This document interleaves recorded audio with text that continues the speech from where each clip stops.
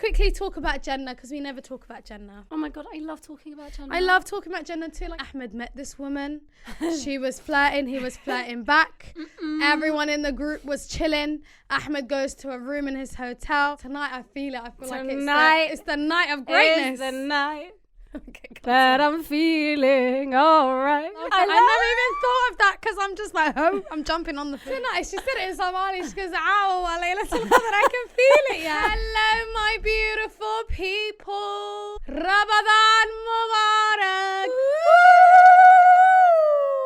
And guys, a lot of you have been messaging and saying, I can't hear you, Hadha, because you keep moving around. So I've decided to sit still today. Her hands are underneath the table. I'm sitting on my hands, so there's going to be no movement of this mic and no movement of my body. You're in detention right now because you can't sit still.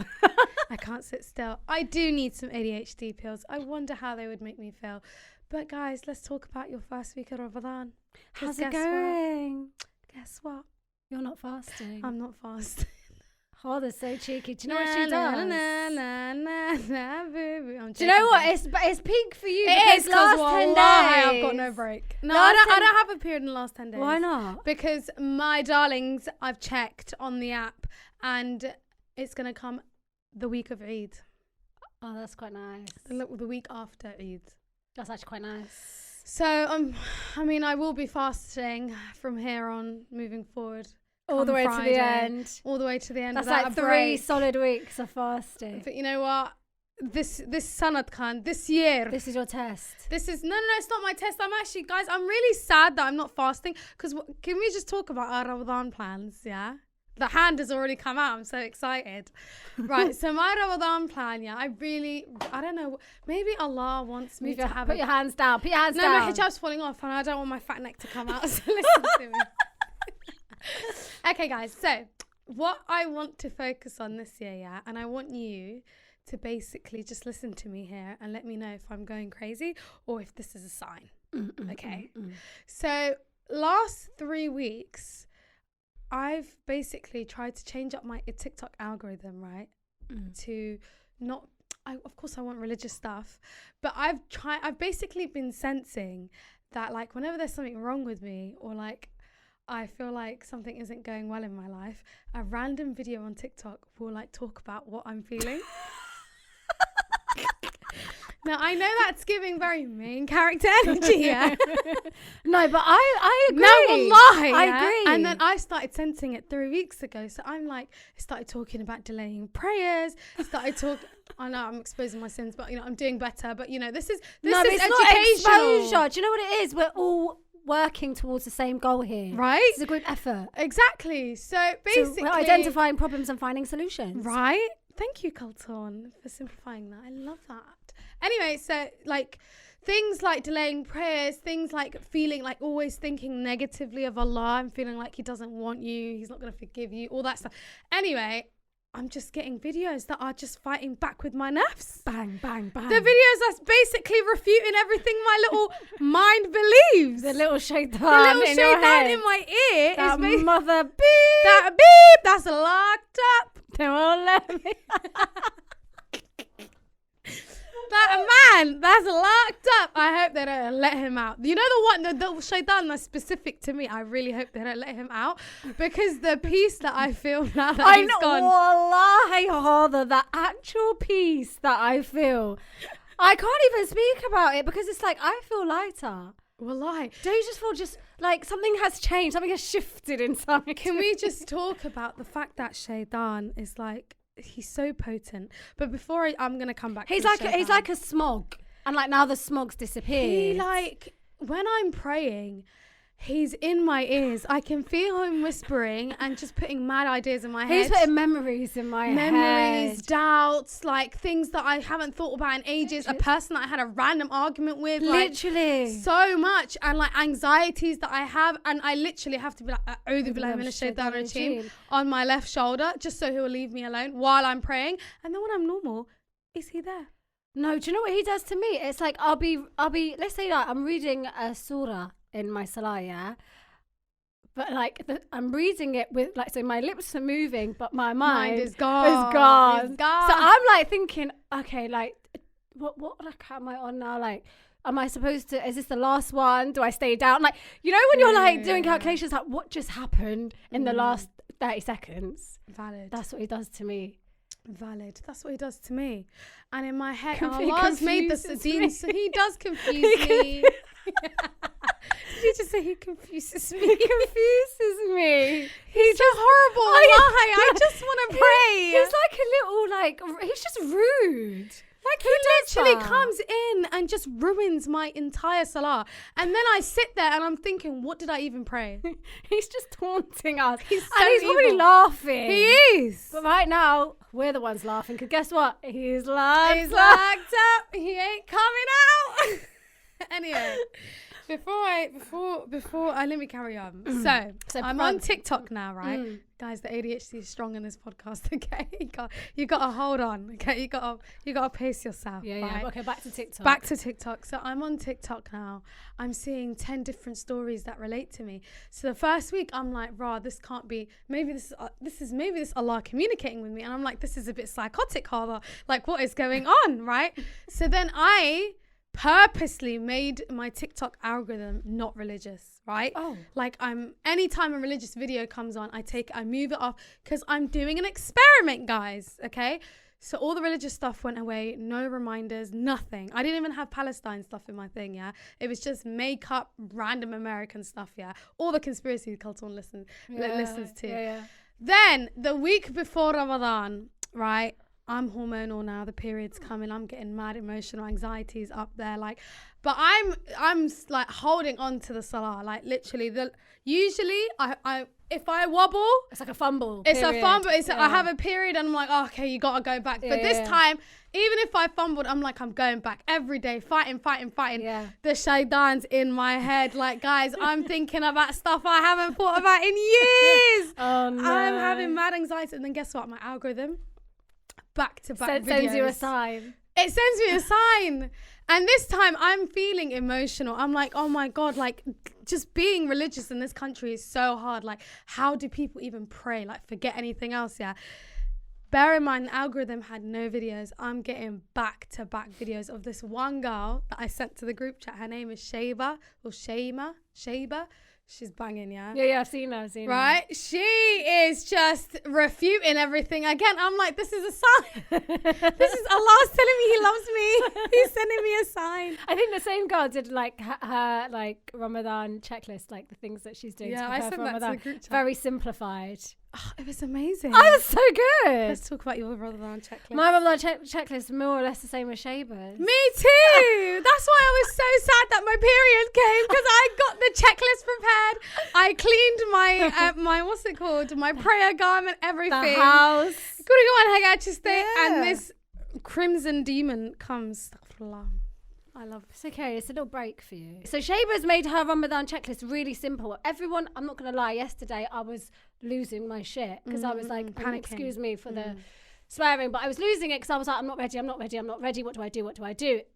I go on TikTok, boom. Sign, Shaba. If you guys haven't yet prepared for Ramadan, don't worry, I got you. We love a girlie. And I was like, okay. So I literally made a note.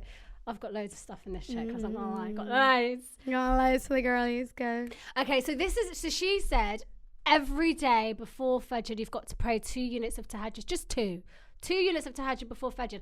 My question is, Shaba reckons you've got to wake up 45 minutes before Fajr to pray the 2 units.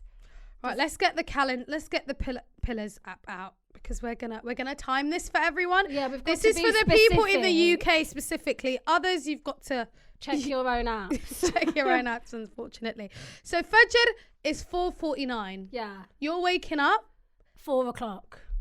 Yeah, more or less, or like 3:45. 2 rakats of tahajjud, she says, and then you go and eat, go about your day, and then you go back and pray Fajr, right?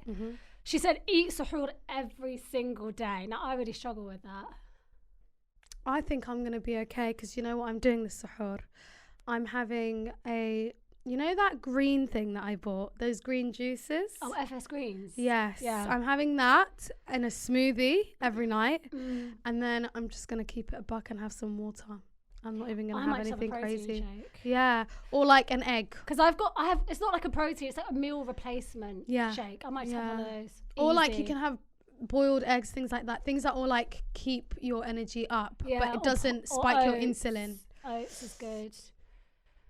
Anyway, I really struggle with it. My mum was like to me last night, oh, do you want some rice? I was like, no, guys, we've got to stay away from things like that. Because do you know what it does? You're just going to be so gassy throughout the day. Like every single salah you're doing wudu for that. Like, and you're going to be gassy. Your insulin is going to probably spike up midday, and then you're going to feel so tired, bloated. So keep it, you know, protein. Keep it cute. Yeah, keep it cute. Keep it cute. Okay, so she said also, I just put in that, she said this in somewhere else, but I just put it in here because I thought it was really important. So my thing is, in the last year and a half, I've been feeling really anxious, just randomly. I get very anxious. My fingernails are like paying for it. Do you know what I mean? Yeah. So she said that like, if you want to relinquish anxiety... Bring this mic forward. If you want to relinquish anxiety, she said it's really good to be making constant istighfar. Yes.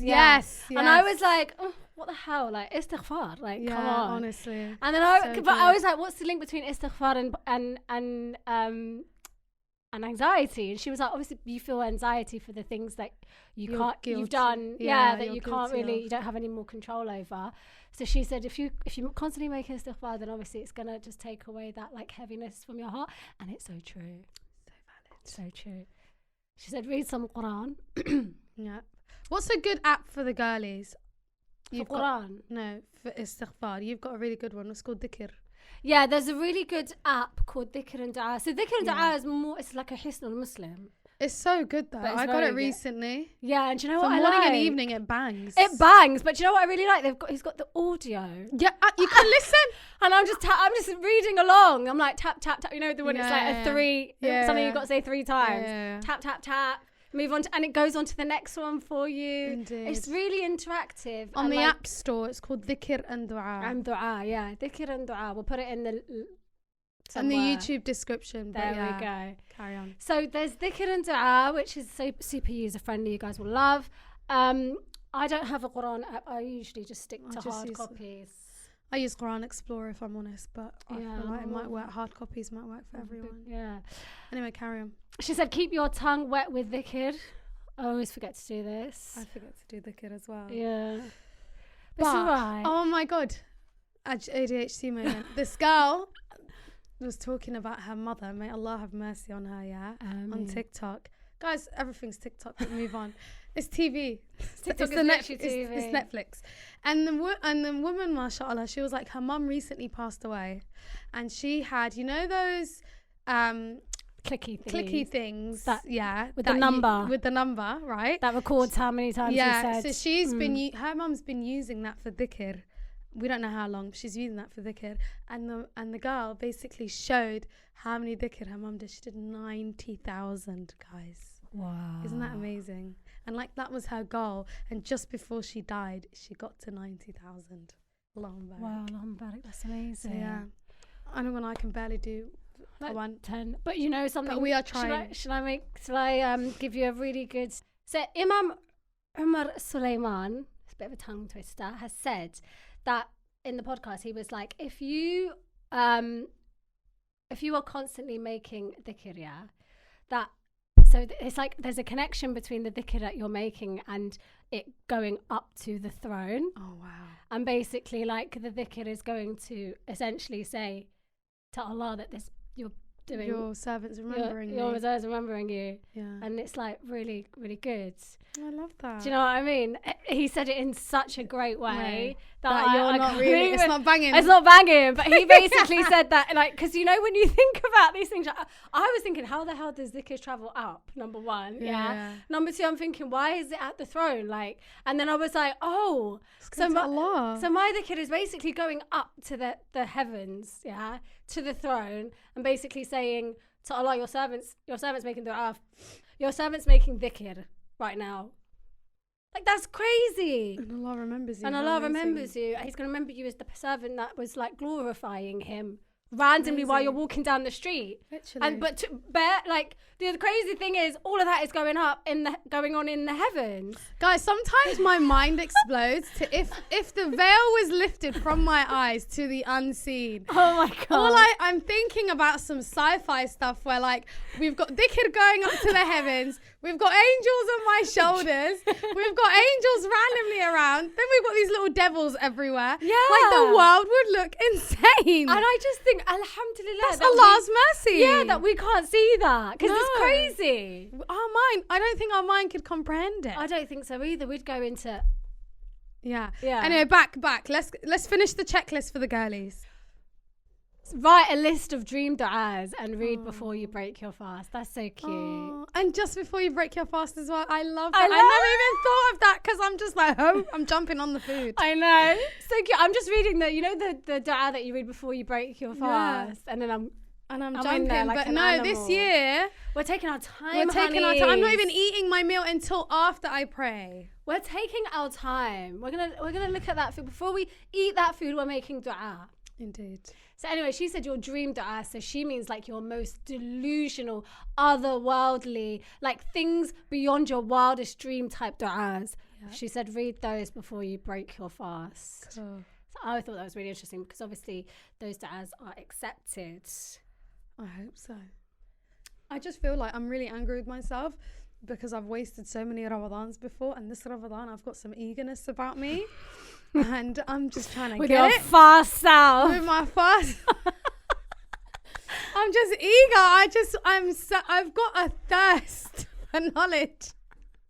Inject it in me. Inject it in me, and it's a good thing because like usually Ramadan was like a chore to me, and it's not anymore. Like I'm just excited about like Just little things. just small things. small things that we Like should be this year, doing. what I'm taking, this year I made a promise to myself. I said, I'm going to Tarawih at least 2 times a week, and I'm Yeah. taking those kids with me. Take them all. It's going to be so Because good they've for got to them. learn, they've got to come in a masjid. Like, what is this? You've got to counteract the madness that they're learning in the school. With the masjid With stuff. the masjid stuff. Like, I used to have my most amazing memory. And this is a core memory I remember. It was 2015. I was like mid-uni, like first or second year of uni, and I was doing tahajjud with my mum in Dar es Salaam, and we stayed the whole time till the morning to do, is it called itikaf? Yeah. So we stayed the whole night. We were praying. Is it itikaf? I swear itikaf is the one where you stay the whole time. Yeah, that's what we did. We slept at the masjid. We didn't sleep. We were awake. So we I were think just praying Oh, so I think you the were whole just time, there. and then we left for the morning. Yeah, so you're not just there for tahajjud. So you guys prayed tarawih, Then and then did you tahajjud, waited, and then did tahajjud, and then we did prayed fajr, fajr. and then you left. Yeah, that's it. That's what we did. And then we left the masjid, and I remember this specifically, and the sun was like rising, and it was like the sky was orange and red and blue, like so many beautiful colours. And then me and my mum are on the 195 bus together, and we look at each other. My mum was like, tonight is the night.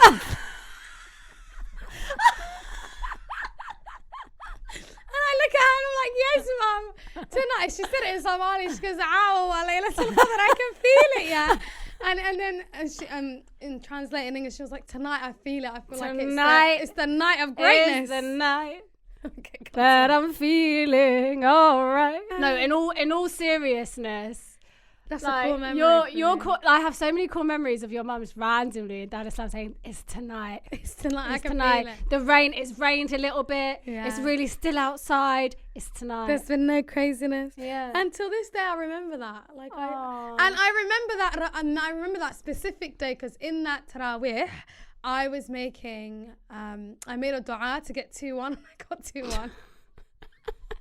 How funny. Why did I aim for a first? Isn't it so crazy like that our du'as actually evolve as we get older? Oh no. Like Isn't that mad? like our if you could hear my du'as now, Yeah. and what my du'a then was. in 2015. So simple. Like mine was dumb stuff like please give me a first. So we've done write the list of your dream du'as and read before you break fast. She also said she said read your evening adhkar. Obviously 1 + 1 = 2, and then pray 2 units of Tarawih after Isha plus Witr. And boom, there's your routine. And there we go. That's your Ramadan checklist completed for the day. Now, it sounds like a madness, but it really isn't. No, I think you forgot something. She said something about read Quran. Oh, did you? I didn't hear him, my bad. Yeah, read Quran is basically like, it's a bit of a given. Bit of a given, isn't it? Anyway, guys, well, thank you. I'm defo following that. Yeah. Shaba's put the girls on. Please, girls, go follow her. She's amazing. The way she simplifies things is actually like it bangs. Anyway, this week we asked you, what is a dua that you made that was answered, and how did it transform your life? Right, guys, these are the du'as that you said were answered. Girl, the way that I got married was insane. Like, if you told me that I'll get married to this man, I wouldn't believe you. Oh, so she has her dream man. Oh, we love that. That's cute. Someone goes, I got accepted to my dream university in my state, and it was the only one that I applied for. Oh, I love that for you. That was like cutting it a bit close, isn't it? I know, but I love it. I love that you put your trust in Allah and you just got it. And someone goes, the dua for a new job. Within 4 months, I left an inpatient psychiatric ward and got a job in the community. Girl, praise you. Praise you. Because that place is hell, I tell ya. She's an NHS girlie. I think she's an NHS girlie. Do you know what? Good for her. Good for her, you did well. Someone goes, inspired by Adar, I asked Allah to take me to Umrah this year and had no plan, but he found a way. Oh, that's so nice. We love Adar. Oh my gosh, shout out to Adar for inspiring the girlies. I know. Should we put that in our delusional du'as, Adar? We go Umrah. Should we go Umrah? Oh my God, imagine we go together with our mahrams. Amazing. With our family. Oh my God. We should bloody plan for that. To go Hajj with my parents, I did it last year, alhamdulillah. Oh, I think one of my dream goals is to take my mum to Hajj. Yeah. It's one of my goals. Someone goes, the dua of Musa alayhi salam. She was like, Ya Allah, I'm in need of any good you would send down to me. Yeah, that's a very good. That's an amazing dua. That's a very good dua. Someone goes, I asked. It's a big boy dua. That's like when you're in desperation, boy. Yeah. That's my job interview dua. Someone goes, I asked last Ramadan to help me to put on my hijab, even though my family was concerned. The next day I became a hijabi. Oh, love that. So cute. This is so sweet. This is just positive, wholesome vibes. Oh, and that's it. That's all the du'as that I have. Have you got any for me? Have I made a du'a that's come true? Yeah. I feel like most of the du'as in my life have come true. And the ones that have been delayed are the ones where it's like they could make me rich. But I don't think Allah wants to make me rich. Do you know what I mean? Because I don't think I'm responsible. I don't think I want to be rich. It scares me. I just want to live within my means. Yeah. I'm really happy right now. Sometimes I do make delusional du'as for like immense amounts of wealth. Insane. But then what happened was the other day I saw this TikTok that said that basically if you make above 5 million in any institution, let's say for example you start generating that much income. In the TikTok it basically said, Isn't there something wrong with you? No, not something wrong with you. Basically that you've sacrificed something. Oh my God. I'm being serious. Now Why? I looked at that and I said, you know what? 5 million? I actually don't need it. I don't need 5 million. All I need is give me 500k a year and I'm good. That's nothing. Did you say 500k a year? Yeah. That honestly, that's if it's below 5 million, because above 5 million, that's when it starts to get murky. That's when people don't know, what sacrifice has been made. Is that what you're saying? Basically, that's when Iblis is involved. What, you're trying to say Jeff Bezos Iblised out? No. Absolutely. Like Amazon's Iblised out. Amazon's an amazing idea. What, Netflix? Listen, do you know what it is? It's not so much like the journey of how they came up, because everyone's come up journey is amazing. Mm-hmm. It's what they choose to do with their wealth and income once they're there. Right. Now, we don't know who Jeff Bezos has got in chokehold at the moment. We don't know. Amazon workers earning pittances. Do you know what I mean? The structure of his business isn't ethical. But I don't want to look into it too much. I really don't want to go in there because once I go down those rabbit holes. When you go down those rabbit holes, you don't come back. You don't come back. You start discovering there's things craziness that, everywhere. Obviously, alleged, because this little tiny podcast, we ain't trying to get sued. So anyway, I don't make dua for things like that. I make dua for like just clean soul, heart. Do you know what I mean? Less anxiety. I usually make dua for my dead parent, relatives, grandparents, etc. I make dua for obviously these are the things that I don't know if they're getting accepted though. Do you know what I mean? Like I don't know right now if my dad is protected in his grave. Allah Harustan. Oh my God, I was listening to that today. I've got a beautiful story for you. Okay, hit me. ADHD hit again. I'm so sorry. But you know what, guys? We're all fasting. Let's just carry on. Do you know what I mean? What a caveat. Don't you love that word, caveat? So the story is, you can listen to this on YouTube if I ruin this story for everyone. We're actually not following our podcast plan today, but we ride. Okay? So the story was, I heard the story from Bilal Asad, who's my fave. May Allah have mercy on him always. And he basically... Ameen. And he told the story. It's on YouTube. It's called Ahmed the Repenter. Oh. And it's just this story, it affected me, right? But I believe it affected me because also I'm on my period, so I'm a bit emotional. And last time I said something affected me, Kulthum was like, you get too emotional about stuff when I was talking about one day. But this one's going to affect you. Listen. Yeah, but one day's not real. This is real. That's life. What I'm saying. This would affect me. If I knew the story's real, I'd be affected. Tell me about reality. One day, in commitment phobia, some commitment phobic man that basically had this woman spinning around and then she died. Like, it's not a good depiction. Okay, listen, this story is real. So, I'm going to paraphrase. So, if you want to listen to the full story, it's 30 minutes long. Bilal, I said, that is a good 10K walk, I'm telling you. All right, go on. Hit me. Ahmed, right? He is rich. He is, let's say, from Saudi Arabia. He makes a lot of money, or his family made a lot of money, he said. And he's living a good life. He's very pious. He's married. He's got children. But something in this man, he just felt like, you know what? He was like, I just felt like I was missing something, right? So the sheikh that's telling the story basically said, Ahmed basically one day decided, he was like, I feel like I'm missing out. I'm going to go and explore and see what other people are up to, basically. So he goes off now, books a plane, goes somewhere. I don't know the location of where the guy went, Ahmed. Anyway, this is how Ahmed and the sheikh meet each other. So Ahmed, bear in mind, he had a very good life. He was happy with his life. He knew about Allah. He was praying and everything. And then suddenly he was like, I'm just not getting... there's a Jannah missing, basically, yeah. So he went to go search. He went to go search for that Jannah that was missing. So the sheikh basically says, I'm in the airport now.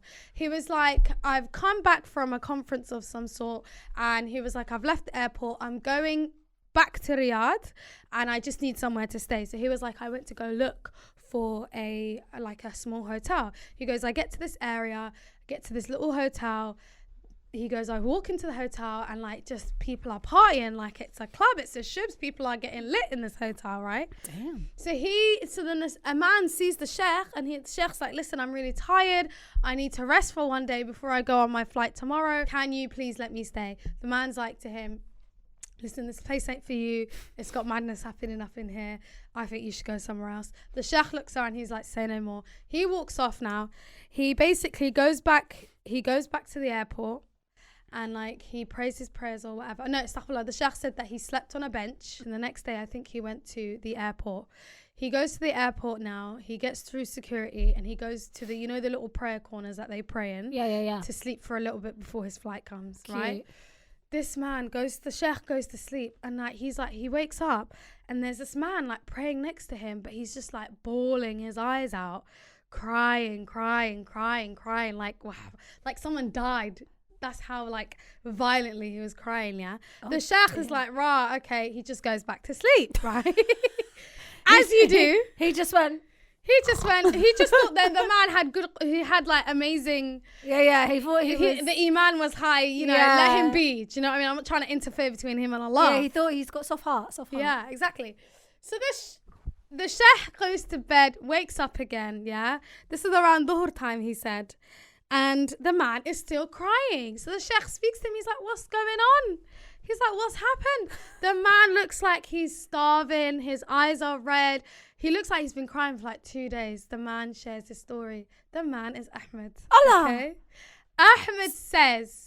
Wait, the guy crying was Ahmed? Yeah. So Ahmed's crying. He is in the airport. He's howling. The sheikh's like, what's happened? What's wrong? Like, Allah can forgive anything. What's the problem? Yeah. Ahmed's like, listen, I had a good life. My life was great. And he was like, I decided to do something and it's ruined me. And he's like, he's having this like deep awakening. He doesn't know what to do. So Ahmed, the sheikh's like to him, tell me what happened, Ahmed, yeah? I'm paraphrasing. You need to go listen to the full story. Did he sign a contract? No. No, he didn't sign a contract, you psycho. You're so obsessed. Yeah. You know when Khaltoon gets to Jannah, guys, the first thing she's going to do is sit down and get all the tea.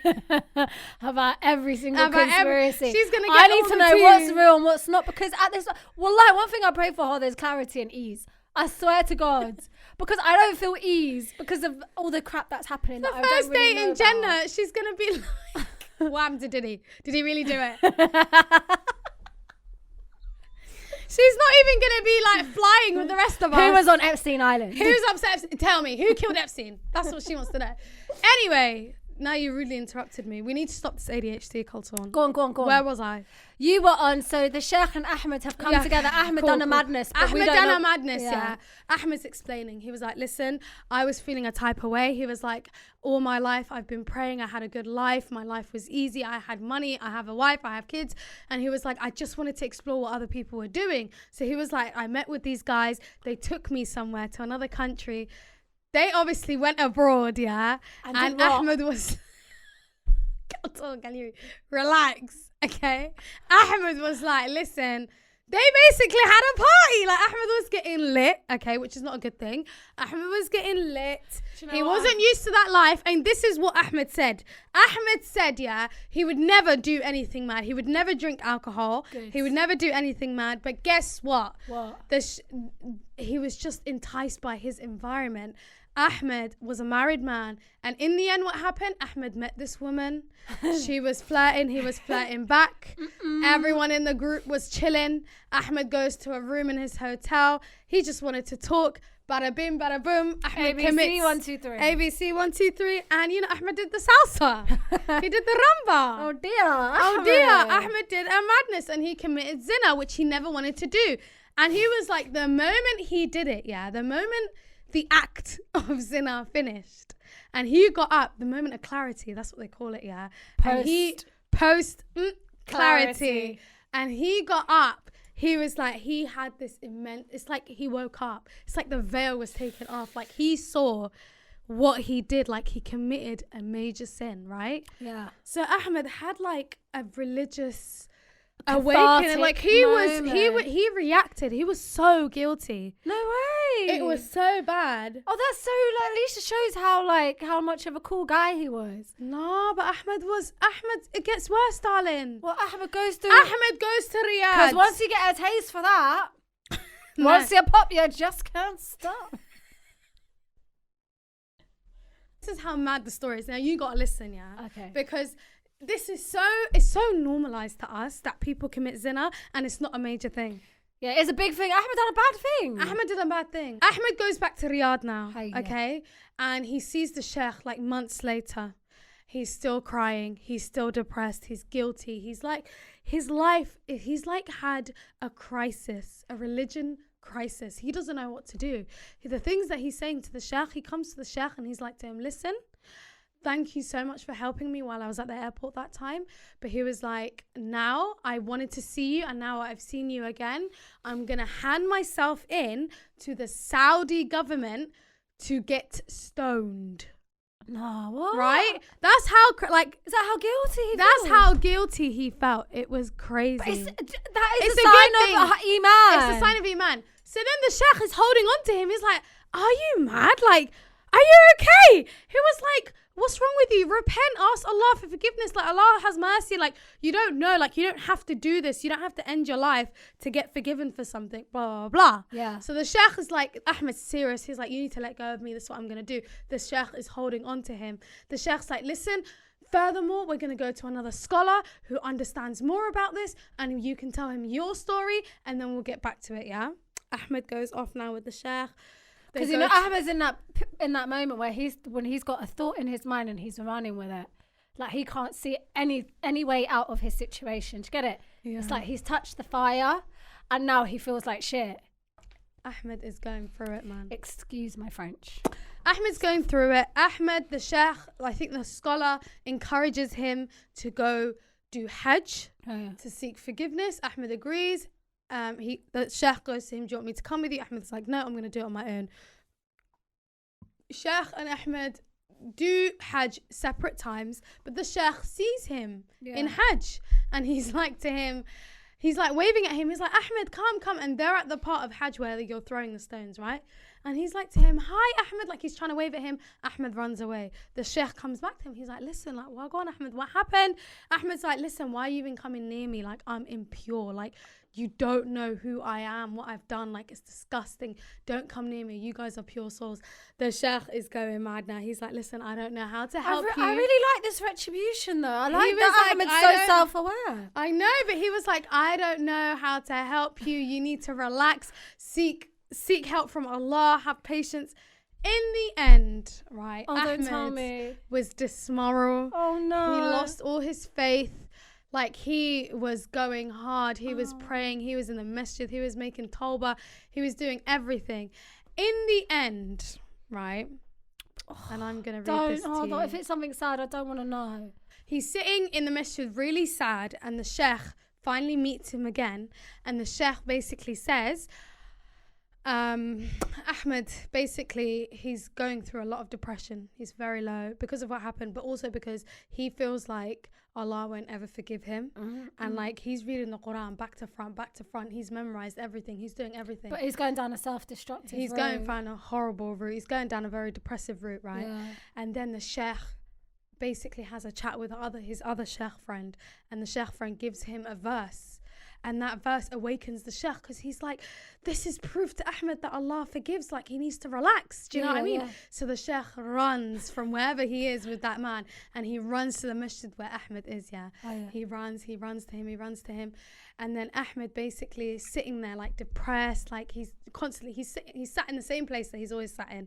And the sheikh basically reads this verse to him, and he says in the verse, and those who do not invoke with Allah another deity or kill a soul which Allah has forbidden to be killed except by right, and do not commit unlawful sexual intercourse, and whoever should do that will meet a penalty, right?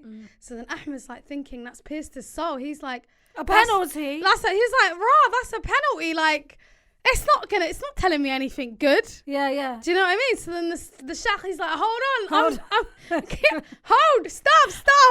Churchy, I need to finish. So the sheikh's like, let me carry on. So the sheikh goes, multiplied for him is the punishment of the day of resurrection, and he will abide there in humiliated. Oh dear. Ahmed's like, rah, you're not helping me. What's going on? The sheikh's like, wait. He goes, except for those who repent, believe, and do righteous work, for them Allah will replace their evil deeds with good, and ever is Allah forgiving and merciful.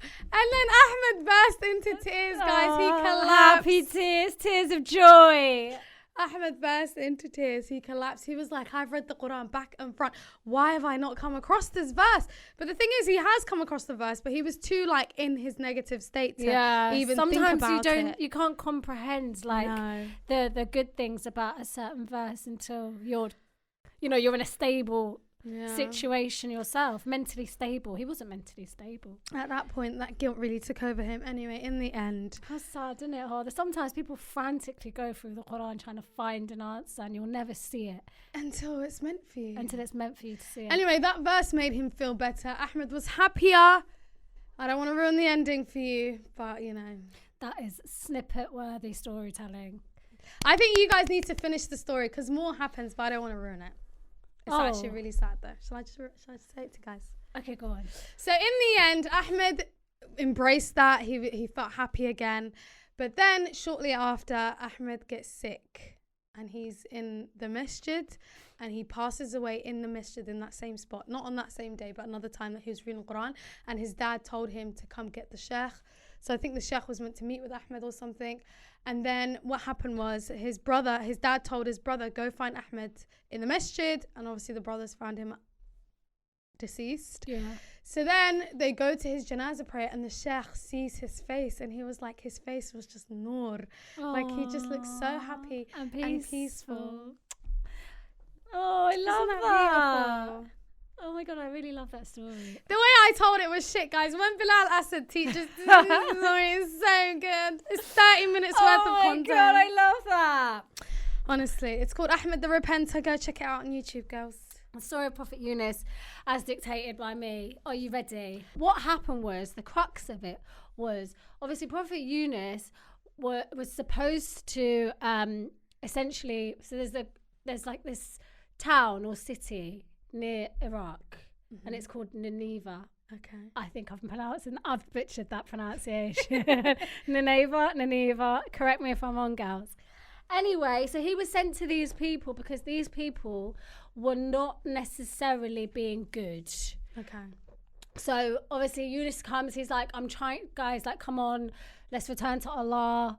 Let me remind you of what happened in Ad, Thamud, like what happened to the people of Nuh. We don't want that to happen to them, yeah, we don't want that to happen to us. So he's like, come guys, like, work with me here. So, but they're like, nah, we don't want to work with you. We just want to do our thing, which is enjoy life. Vibes, yeah. Anyway, what happened was Yunus kept trying, alayhi salam, kept trying, bless him. He was like, I'm not going to stop. But they were, saying, leave us alone. We're not going to do what you say. Where they're saying to him, like, bun you, he was like, you know what? I've had enough. He left. Yunus was like, safe. Yes, safe. You know what? I'm not going to die on this hill.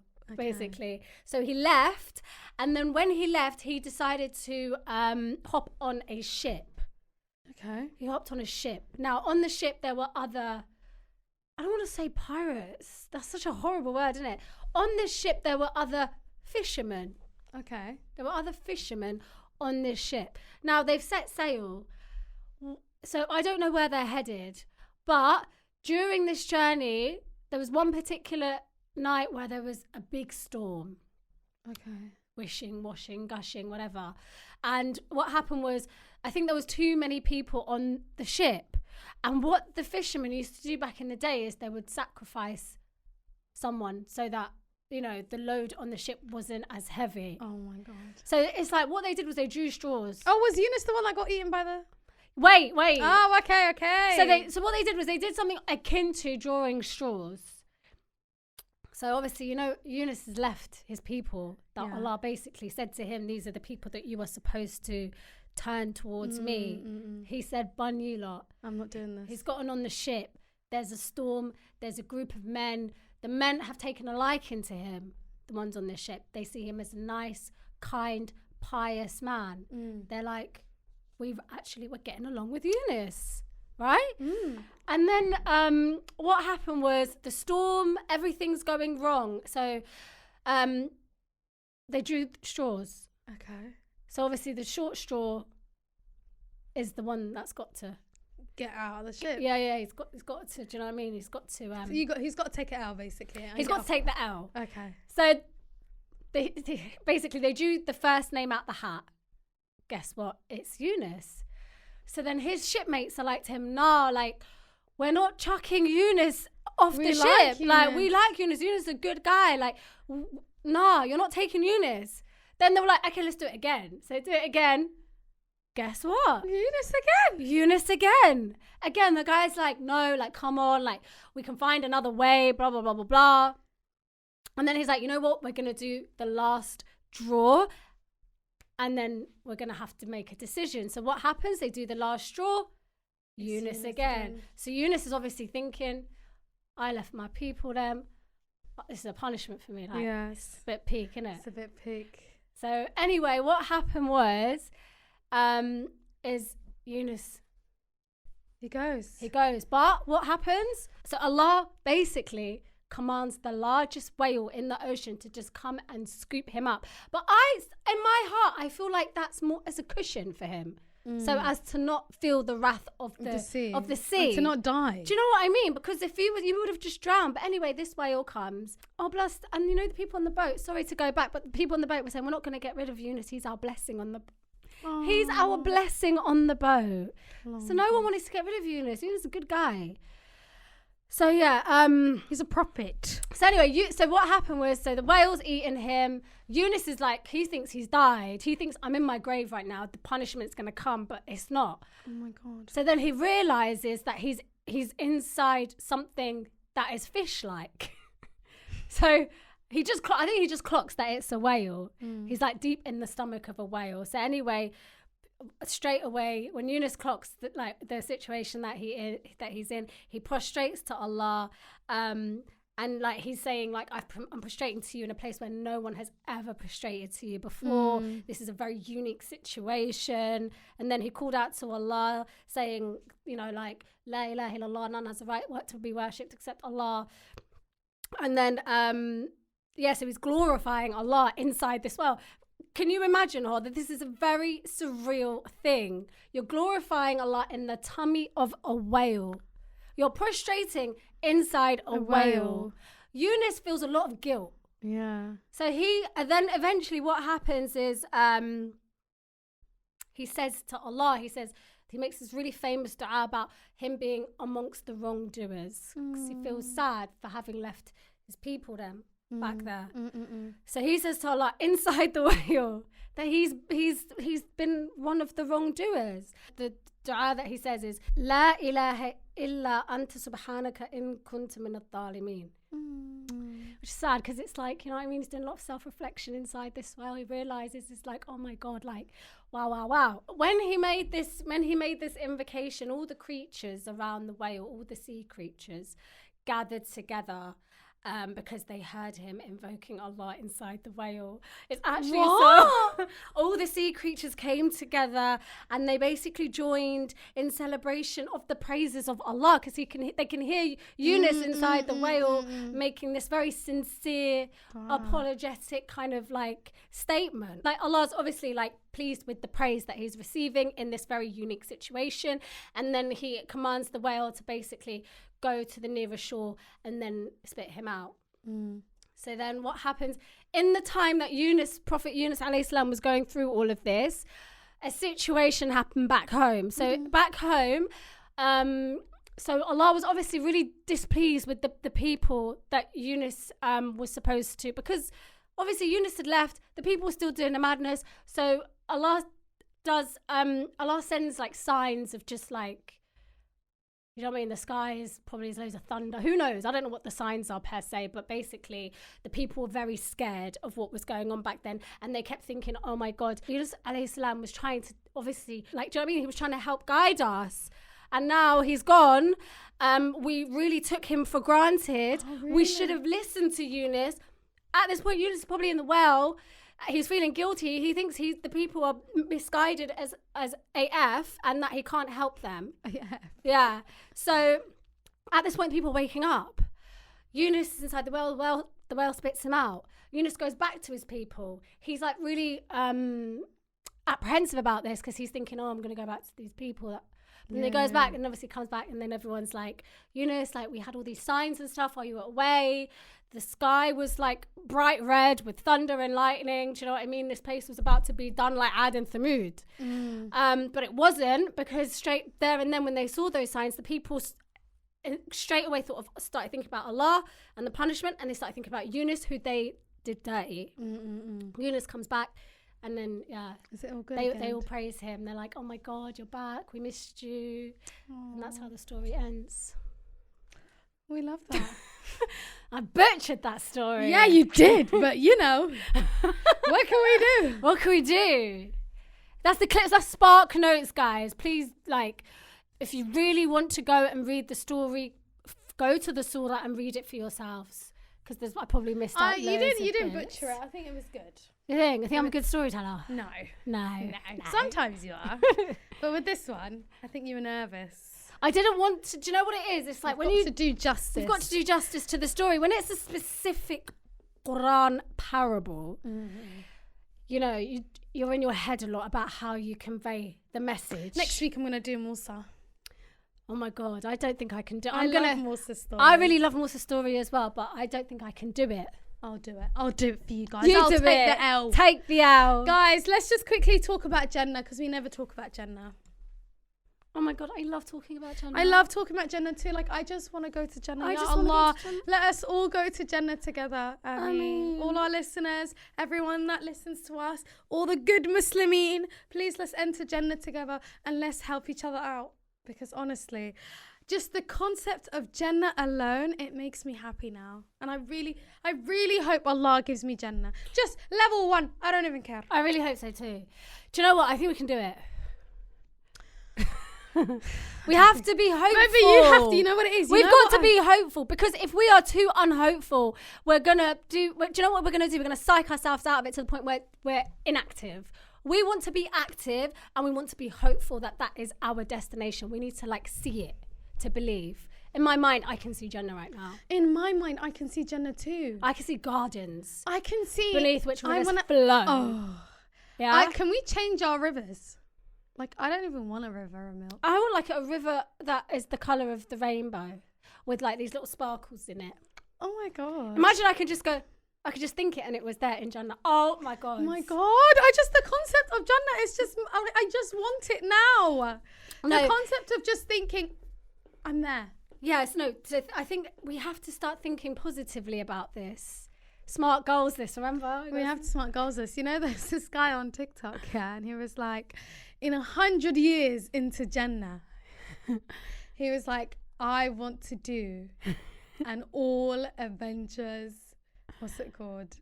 Games. Why? Where people have powers. No. He's like, basically, I don't know if that's halal though. But it's Jannah. Anything can happen in Jannah. Jannah is the place where everything is possible. Ever happens. So he's basically saying 100 years into Jannah, where you've got to meet the prophets, you've already met your families, now you're just chilling, you're getting relaxed into your new lifestyle, yeah? He's 100 years into that, every 100 years there's going to be a game show for everyone in Jannah to participate in. And someone in the comment section was like, you can tell he was into anime and manga. Yeah. He's trying to do Dragon Ball Z. What is this? I don't know. It's given Hunger Games. It's given Hunger Games. Also, what if I just said I want to be Goku? That's it. You're all done. Imagine you suddenly get yellow hair and you turn into a Super Saiyan.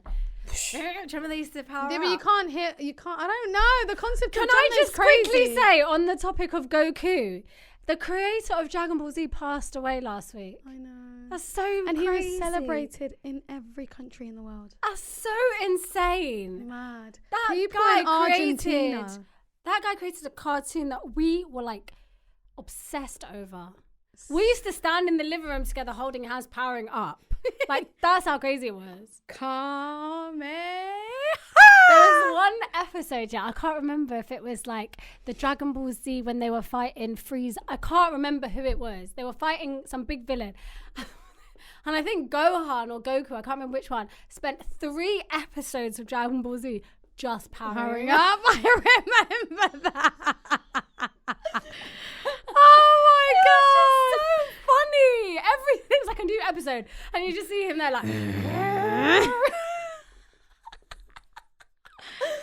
Oh my God. Anyway, guys, that is the end of our episode. We hope you've enjoyed it. We hope you guys are having an amazing Ramadan. We just want to say we love you guys. Can I just say we didn't even talk about Amsterdam? Oh my God, we had a great time. You know what? Join the Patreon and you'll hear what happened in Amsterdam. Yeah, join the Patreon. Have you guys even joined the Patreon? Don't forget to download this episode. Don't forget to like, comment, subscribe on the YouTube. Don't forget to leave a review, 5 stars. And let us know in the comment section of the YouTube or the Instagram snippet that we put out what you guys want for the rest of Ramadan. No, don't put it in the snippets. The snippet comments are crazy. Send us a DM. Oh yeah, please just send us. Send us an email. Don't comment on those snippets. Please. Love you. Bye. Bye.